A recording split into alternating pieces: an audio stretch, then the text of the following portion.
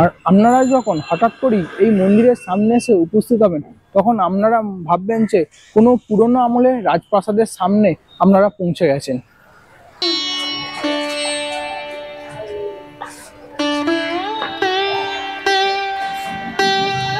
কলকাতায় খাস এক টুকরো মথুরা বৃন্দাবন।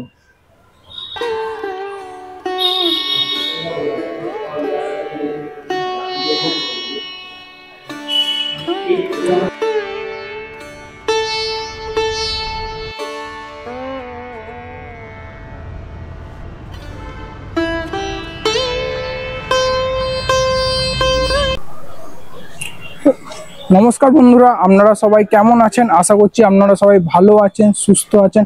আমি কলকাতা থেকে আপনাদের বন্ধু সৌরভ আবার একটা নতুন ভিডিওতে আপনাদের সবাইকে স্বাগত। তো আজকে আমি নিয়ে যাব আপনাদেরকে আমাদের এই কলকাতার মধ্যেই এক টুকরো মথুরা বৃন্দাবনে, এবং মন্দিরটা এত সুন্দর মন্দির এবং অপূর্ব মন্দির। মন্দিরটা কোথায় আছে, আপনারা কিভাবে আসবেন, কখন আসবেন, মন্দিরটা কখন খোলা থাকে, সব কিছু ডিটেলস দিয়ে দেবো আমার এই ভিডিওর মধ্যে। তাই ভিডিওটা স্কিপ না করে পুরোটা দেখার অনুরোধ রইল। ভিডিওটা ভালো লাগলে লাইক করে দিও, কমেন্ট করে দিও, আর চ্যানেলটা সাবস্ক্রাইব করে অবশ্যই আমাকে আশীর্বাদ করো। চলো শুরু করছি আজকের পর্বের ভিডিও। বর্তমানে আমি এখন দাঁড়িয়ে আছি সেই অপূর্ব এক টুকরো মথুরা বৃন্দাবন মন্দিরের সামনে। আপনাদেরকে মন্দিরটা দেখাবো অবশ্যই, কিন্তু তার আগে আমি আপনাদেরকে জানিয়ে দিই এই এত সুন্দর মন্দিরে আপনারা কিভাবে আসবেন। সব থেকে আসার সুবিধা হলো মেট্রোর মাধ্যমে। আপনারা মেট্রো করে চলে আসবেন গিরিশ পার্ক মেট্রো স্টেশন। সেখান থেকে 3 নম্বর গেট দিয়ে বেরিয়ে ডান দিকে সোজা হেঁটে আসবেন। 2 মিনিটের হাঁটা পথ। হেঁটে কিছুটা এগিয়ে এলেই দেখতে পাবেন একটা ইয়েস ব্যাংকের মোড় আছে, ঠিক আছে। তার ডান দিক দিয়ে একটা রাস্তা বেঁকে যাচ্ছে। ইয়েস ব্যাংক যেই দিকে আছে তার অপোজিটে একটা ডান দিক দিয়ে একটা রাস্তা বেঁকে যাচ্ছে। সেই রাস্তা দিয়ে 2 থেকে 3 মিনিটের হাঁটা পথে চলে আসবে এই এত সুন্দর অপূর্ব একটি মন্দিরে। এবং এখানে যে কাউকে এসে জিজ্ঞাসা করলেই হবে যে কালাচাঁদ জিউর মন্দির কোনটি বা নারায়ণ মন্দির কোনটি। আর যে রাস্তাটা ধরে এটা আসবেন সেটা হচ্ছে রামদুলাল সরকার স্ট্রিট। যে কাউকে জিজ্ঞাসা করলে আপনাকে বলে দেবে। তো আমি এখন মন্দিরের ঠিক সামনে দাঁড়িয়ে, আর মন্দিরটা হচ্ছে শ্রী শ্রী কালাচাঁদ জিউর মন্দির, আপনারা দেখতেই পাচ্ছেন। আর এই মন্দিরটা প্রতিষ্ঠা হয় 1929 খ্রিস্টাব্দে। আর এই মন্দিরটা কিন্তু কলকাতা হেরিটেজের একটা অংশ। আমি আমার ইউটিউব চ্যানেলে কলকাতার বিভিন্ন জায়গায় প্রচুর মন্দিরের ভিডিও আমি নিয়ে এসেছি, আপনারা দেখেছেন। আপনারা চিরাচরিত অনুযায়ী যেরকম মন্দিরের স্টাইল হয়, নবরত্ন বিশিষ্ট মন্দিরের গঠনশৈলী যেরকম হয়, এই মন্দিরটা দেখলে কিন্তু তা মনে হবে না। হঠাৎ করে এই মন্দিরটা দেখলে মনে হবে আপনারা কোনো রাজস্থানের কোনো রাজপ্রাসাদে চলে এসেছেন। তো এই মন্দিরে যে জানালাটা রয়েছে সেই জানালার উপরে আর নিচে কিন্তু দারুণ সুন্দর একটি কারুকার্য করা রয়েছে। আপনারা যখন এই মন্দিরে আসবেন একটা জিনিস ভীষণ ভালো লাগবে, যেটা হচ্ছে এই মন্দিরের মূল প্রবেশদ্বারে যে কারুকার্যটা করা হয়েছে সেটা হচ্ছে এক কলকার কারুকার্য, এবং এটি একটি নাগারা শিল্পীও। আর তার ঠিক নিচেই আছে লেখা আছে শ্রী শ্রী কালাচাঁদ জিউর মন্দির 1929 খ্রিস্টাব্দে প্রতিষ্ঠা হয়। আর ঠিক তার উপরেই তোমরা দেখতে পাবে বিষ্ণুর বাহন গরুর দেবতা। তো আমি যখন এই মন্দিরটা ফার্স্ট আসি, প্রথমে তো ভেবেছিলাম কোনো রাজপ্রাসাদে এসেছি, কোনো রাজস্থানী স্টাইলের রাজপ্রাসাদ। বাইরে থেকে হঠাৎ করে দেখলে আমাদের কিন্তু এইটা মনে হবে। আর মূল প্রবেশদ্বারে যে কারুকার্যটা আছে এইটা হচ্ছে সব থেকে বেশি আমার ভালো লেগেছে। চলুন এবার ভেতরে প্রবেশ করি, দেখা যাক মন্দিরের ভেতরে কি আছে। তো আমার পেছনে এই অপূর্ব যে সুন্দর মন্দিরটি আপনারা দেখছেন, এই মন্দিরটা কিন্তু কোনো সিমেন্ট বালি ইট দিয়ে তৈরি নয়। এই মন্দিরটা উপর থেকে নিচে পর্যন্ত সম্পূর্ণ রেড স্টোন দিয়ে তৈরি। আর একটা কথা, এই মন্দিরটা কখন খোলা থাকে সেটা আমি আপনাদের জানিয়ে দিই।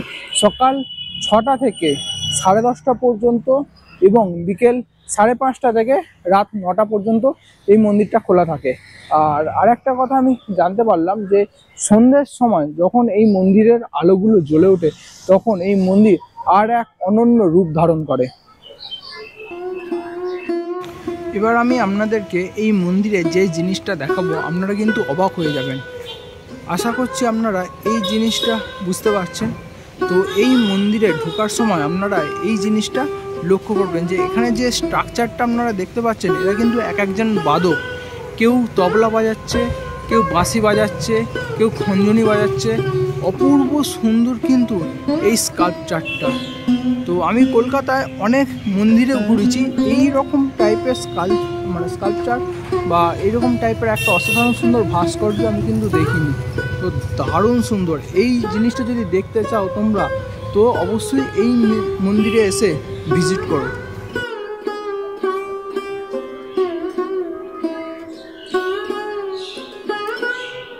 বৃন্দাবনের গোপিনীদের প্রিয় কানাই ছিলেন তখন ঘোর কৃষ্ণবর্ণের, তাই কোনো কোনো গোপিনীরা তাকে আদর করে ডাকতেন কালাচাঁদ বলে।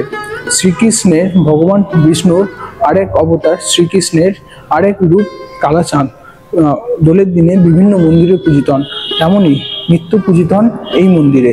1929 খ্রিস্টাব্দে ঋষি নান এই মন্দিরটা প্রতিষ্ঠা করেন। আমি এখন মন্দিরের ভেতর প্রবেশ করে গেছি, আর মন্দিরের ভেতর প্রবেশ করি, ডান দিকে রয়েছে গৌরনিতাইয়ের খুব সুন্দর একটি ছবি। আর এটা হচ্ছে মূল মন্দিরের গর্ভগৃহ। গর্ভগৃহের সামনের দেওয়ালে যে অপরূপ সুন্দর যে একটা চিত্র আছে, সেটা কিন্তু দারুণ সুন্দর, এবং যখন লাইট পড়ছে এই দারুণ অপরূপ সুন্দরটা আরো বেশি সুন্দর করে তুলছে। আর এইদিকে আমি আপনাদের দেখাই, ঠিক উপরে রয়েছে রাম সীতার বিবাহ, এবং ঠিক গর্ভগৃহের মাঝখানে রয়েছে অনন্ত সজ্জার দৃশ্য, এবং এদিকে রয়েছে শ্রীকৃষ্ণ আর রাধা। আর এই মন্দিরের দেওয়ালের চারপাশে কৃষ্ণলীলার বিভিন্ন পৌরাণিক কাহিনী কিন্তু বিগ্রহের মাধ্যমে খুব সুন্দরভাবে তুলে ধরা হয়েছে। যেমন আমি আপনাদের দেখাই, মাখন চুরি, দধিমন্দন, শ্রীকৃষ্ণের গোচরণ, কৃষ্ণের জন্ম, বাসুদেবের কৃষ্ণ লইয়া গমন, তেমন এই দিকেও রয়েছে কালীয় দমন। তো পৌরাণিক বিভিন্ন কাহিনী কিন্তু এই টেরাকোটার মাধ্যমে দারুণ সুন্দরভাবে বিগ্রহের মাধ্যমে কিন্তু তুলে ধরা হয়েছে এই মন্দিরে। আর সবথেকে বড় কথা, এই মন্দিরের মূল প্রবেশদ্বারে যে কলকার কাজটা আছে যতটা সুন্দর, তার থেকেও বেশি সুন্দর এই মন্দিরের ভেতরে যে গর্ভগৃহের সামনে এই দেয়ালে যে অপরূপ একটা চিত্র করা হয়েছে এবং কারুকার্য করা আছে, সেটা কিন্তু আরো বেশি সুন্দর, এবং আলো পড়তে এই সুন্দরটাকে আরো বেশি করে সুন্দর করে তুলেছে। আর তোমরা কিন্তু আমাকে কমেন্ট সেকশনে জানিও এই কালাচাঁদ মন্দির পশ্চিমবঙ্গে আর কোন জেলায় রয়েছে। এবার গর্ভগৃহে আপনাদেরকে দেব দর্শন করাই।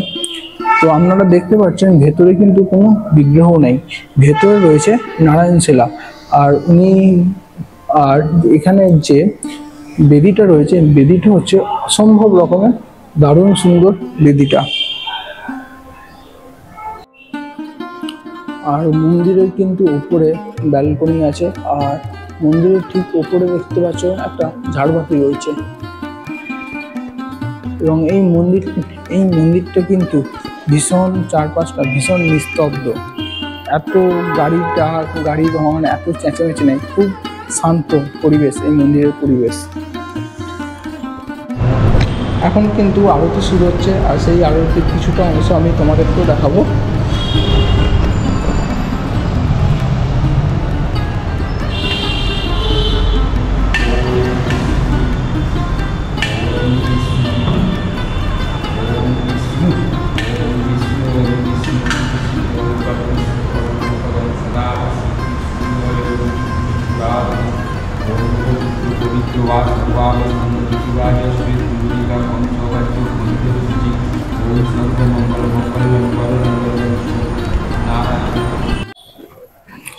তো এই মন্দিরটা এক টুকরো মথুরা ও বৃন্দাবন মন্দির কেন বলছি, তার কারণ আছে নিশ্চয়ই।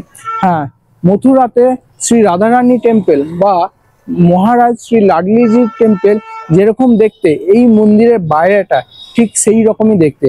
আর বৃন্দাবনে বাঁকে বিহারী মন্দির যদি দেখে থাকে, সেই মন্দিরের ভেতরটা যেই রকম দেখতে, তো এই মন্দিরের ভেতরটা ঠিক সেই রকমই দেখতে। তাই আমি বলছি কলকাতায় খাস এক টুকরো মথুরা বৃন্দাবন। তো আমি আপনাদের দিনের বেলায় দেখিয়েছিলাম এই মন্দিরটা কেমন লাগে, আর রাতের বেলায় আমি আপনাদের দেখাচ্ছি মন্দিরটা কীরকম এক অপরূপ রূপ ধারণ করে।